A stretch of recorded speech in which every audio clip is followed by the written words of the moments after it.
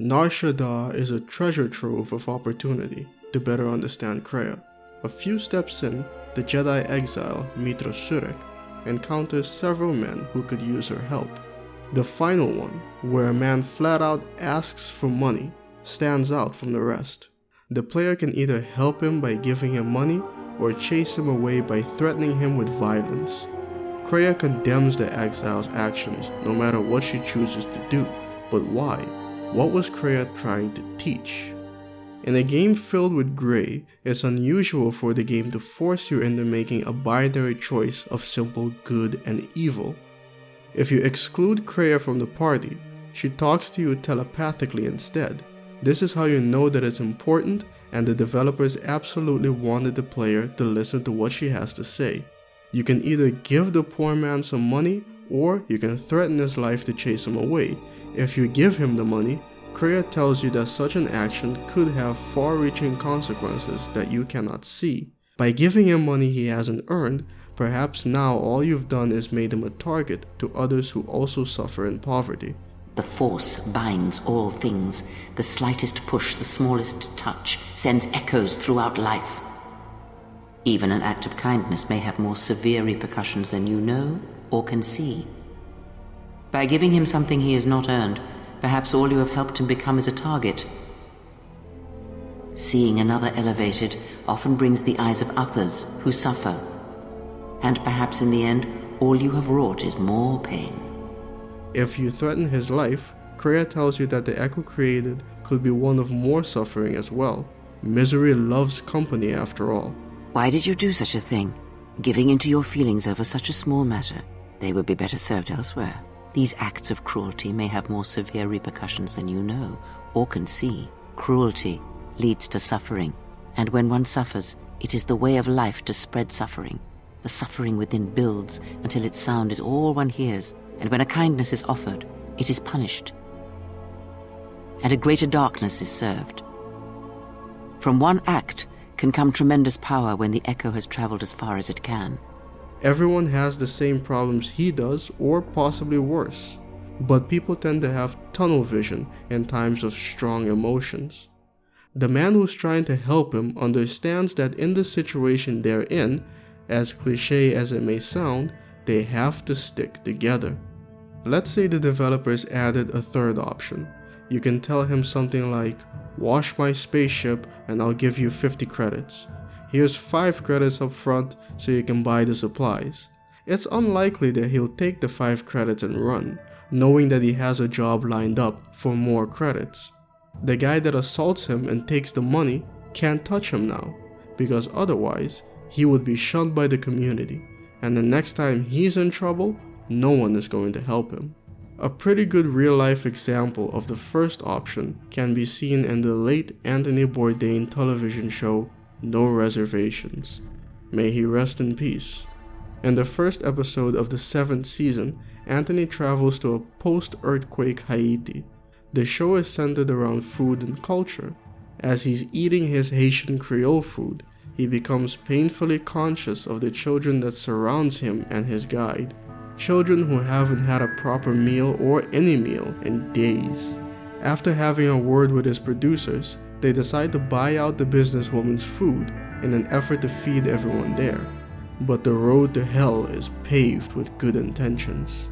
The situation quickly devolved into chaos. Hunger overcomes all reason, and violence breaks out as the strong attempt to dominate the weak, and people who are desperately trying to maintain order start whacking people with a belt. In the end, Anthony admits, "We didn't think it through." Altruism is not inherent to humans. The species developed it with a purpose in mind. People you helped would be more likely to help you out later. It evolved from there, but the seeds are still visible. Some people feel obligated to repay the help. "I can't leave him hanging, I owe him." They say that, but not out of concern for what others may think of them, but instead of what they would think of themselves. You could say that people give to charity without expecting anything in return, but you could argue that they're looking for the reward of feeling better about themselves. In the Haiti clip, Anthony Bourdain points to the self-serving side of charity himself. He says facetiously, we'd all go back to our hotel rooms feeling really good about ourselves, right? It's odd to think about, because it may seem wrong, but if that one reward, the reward of being able to feel better about yourself, if that wasn't there, then we may not see as many people giving to charity. Anthony Bourdain was later interviewed about it, and he had to admit that they have to think about these things. They could go to a small business in a remote part of the world where only locals go. It's very community oriented. But if they put it on international television, then all of a sudden, all these tourists are showing up. That isn't necessarily a bad thing, but it can be for the regulars who used to go there. It's just not the same anymore.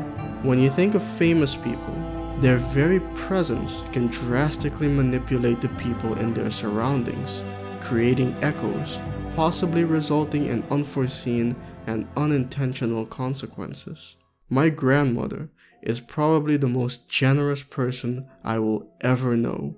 I've heard countless stories of her just giving things away in situations where there was basically no chance of her getting anything in return. She would go behind people's backs to help someone out.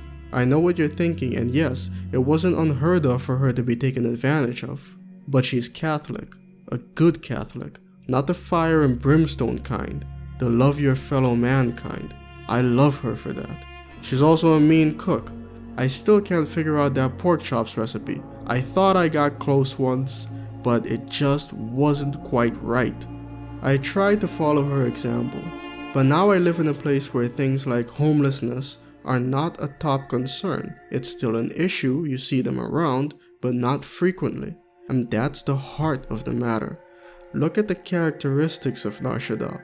Large amounts of homelessness and unemployment. Organized crime runs rampant to the point where it's considered to be the only form of a quote-unquote government there is. You don't understand. Crime in the YouTube system, it's like the economy. Plus the power vacuum. Even if Voga gets up and running again, the system is going to be feeling the effects for years to come. Employment itself would most likely mean joining one of these criminal organizations.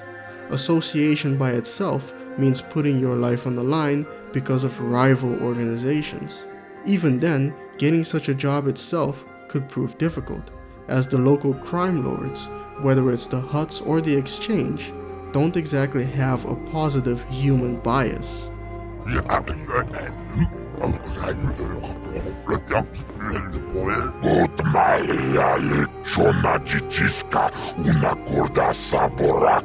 What Kreia is trying to teach you here is not to never give to charity, or even that they always have to earn it somehow.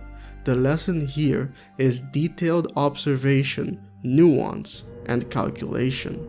Especially for someone with power like the exile, the importance of looking at the bigger picture is damn near infinite. Even mundane actions of the basest creatures can create detectable ripples in the Force. A Minok beating its wings on the plains could cause a sandstorm in the desert, and figuratively speaking, Jedi have much bigger wings. Kreia understands that you do not have a crystal ball. It is impossible for a human mind to predict every single thing that will happen, and every single timeline that could possibly result with 100% accuracy. But it is your responsibility to try, and to try your best, even disconnected from the Force and its real life. As human beings, we have power. If you're walking down the street, you have money in your pocket, and there's a homeless guy with his hands out, congratulations, you've just found yourself in a position of power.